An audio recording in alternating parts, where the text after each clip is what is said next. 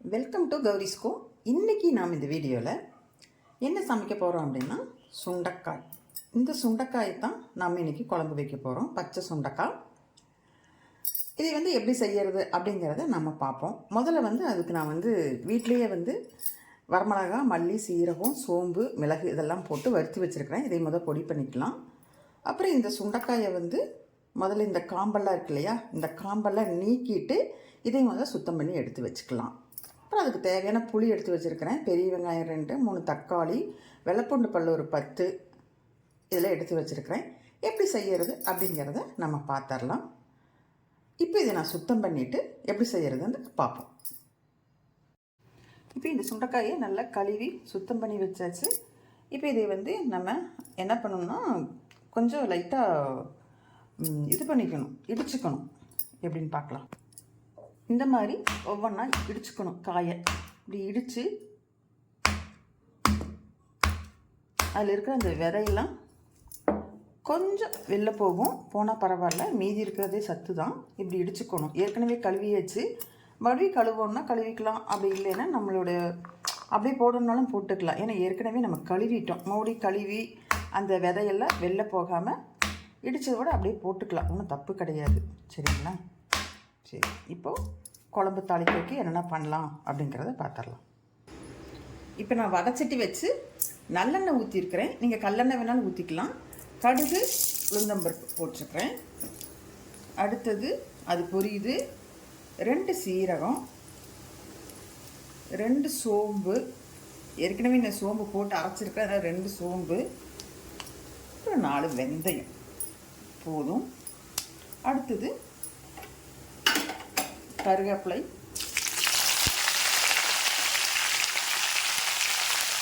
பச்சை மிளகாய், வெங்காயம்.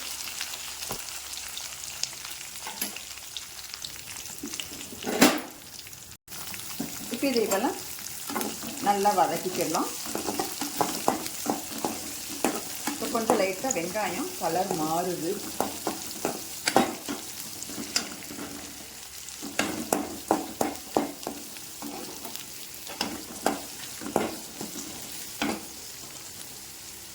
இதுலேயே பூண்டு பல்லை நான் அப்படியே தட்டி போட்டிருக்கிறேன்.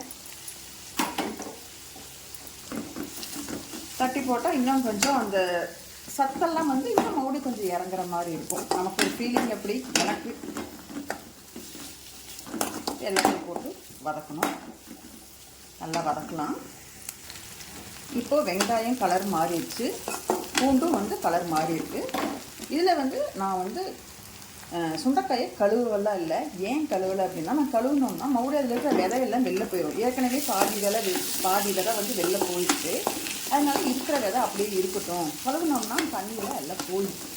அப்புறம் முதலே போட்டு வதக்கினாலும் கொஞ்சம் அந்த வெண்டைக்காய் இல்லை, அந்த சுண்டைக்காயோடைய சத்துக்கள் கொஞ்சம் கம்மியாகும். அதனால் நான் கழுவலை. ஏற்கனவே முதலே கழுவி வச்சுலையும், அதனால் அப்படியே போட்டேன். வதங்கிட்டு இருக்குது. இதில் கொஞ்சம் மஞ்சத்தூள் போட்டு, கொஞ்சமாக மஞ்சத்தூள் போட்டுக்கிறேன். சுண்டை வதங்கிட்டேன். இப்போ இந்த சுண்டைக்காய் சுருங்கி இருக்கிறது நல்லாவே தெரியுது பாருங்கள். சுருங்கிடுச்சு. அப்போ கொஞ்சம் வெந்துருக்கு, பாதி வெந்து. அப்போ இதில் நாம் வீட்டில் நான் பொடி ரெடி பண்ணேன் இல்லையா, இப்போ அதை போட்டுக்கலாம். அதை போட்டு அதை 2 பரட்டிக்கலாம். தேவையான அளவு உப்பு, நான் கல் உப்பு போட்டிருக்கிறேன். இதையும் போட்டு நல்லா பரட்டிக்கலாம். இப்போ நான் எடுத்து வச்சுருந்த 3 தக்காளியை பேஸ்ட்டாக அரைச்சிட்டேன். அதை இப்போ ஊற்றிக்கலாம்.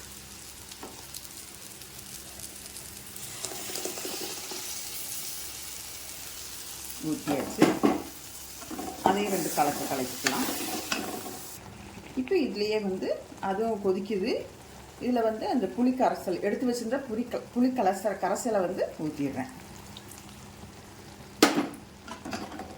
ஊற்றி இதையும் கொதிக்க விடலாம். இப்போது எல்லாமே ஊற்றியாச்சு. புளி கரைசல், தக்காளி எல்லாமே போட்டாச்சு. இப்போ மூடி வச்சிடலாம். இப்போ நீங்கள் உப்பும் பார்த்துக்கலாம். உப்பு சரியாக இருக்கா, காரம் சரியாக இருக்கான்னு பார்த்துக்கலாம். இப்போ மூடி வச்சுட்டு ஒரு 10 நிமிஷம் கழித்து நாம் பார்ப்போம். இப்போ இப்போ கொஞ்சம் வெந்துருச்சான்னு பார்ப்போம். பாருங்கள் எப்படி வெந்துட்டு இருக்குதுன்னு, பார்க்குறக்கே எப்படி இருக்குது குழம்பு. செமையாக அப்படியே கலர்ஃபுல்லாக எப்படி இருக்குதுங்க. அந்த எண்ணெயெல்லாம் பிரிஞ்சு வந்துருக்குது பாருங்கள். இப்போ வந்து நான் கொஞ்சம் எனக்கு தேவைங்கிறதுனால நான் வந்து கொஞ்சம் நல்லெண்ணெய் ஊற்றிக்கிறேன் மேலே. நீங்கள் வேணும்னா ஊற்றிக்கலாம், இல்லைன்னா அது உங்களுடைய பிரியம். இப்போ வந்து கொஞ்சம் ஊற்றிட்டு ஒரு 2 நிமிஷம் கழித்து, இல்லை 1 நிமிஷம் கழித்து கொத்தமல்லியை மேலே அப்படியே தூவி அப்படியே இறக்கி வச்சிடலாம். குழம்பு ரெடி.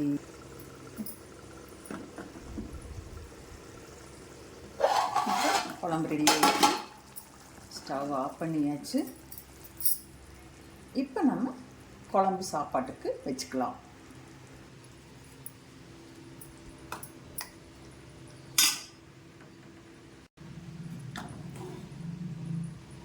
இப்போ சூப்பராக குழம்பு, சுண்டைக்காய் குழம்பு ரெடி ஆயிடுச்சு. சுடு சாப்பாட்டுக்கு ஊற்றி சாப்பிட்டுக்கலாம், செமையாக இருக்கும். இதில் வந்து நிறைய சத்துக்களும் இருக்குது. கொஞ்சம் துவப்பாக இருக்கிறதுனால சுகர் இருக்கிறவங்க கூட சாப்பிட்லாம். இது வந்து சளி பிடிச்சவங்களுக்கெல்லாம் கொடுப்பாங்க. நிறைய சத்து இருக்குது இதில். கசப்பு தன்மை இருக்கிறதுனால உடம்புக்கு ரொம்ப நல்லது. சரிங்க, இப்போ இந்த வீடியோ வந்து கண்டிப்பாக உங்களுக்கு யூஸ்ஃபுல்லாக இருக்கும். இந்த சமையல் பிடிச்சிருந்ததுன்னா என்னோடய சேனலை லைக் பண்ணுங்கள், ஷேர் பண்ணுங்கள். அப்படியே கௌரிஸ்கும் சேனலை சப்ஸ்கிரைப் பண்ணிவிட்டு பாருங்கள். அடுத்து நான் ஒரு நல்ல சமையல் வீடியோவில் உங்களை பார்க்குறேன். நன்றி, வணக்கம்.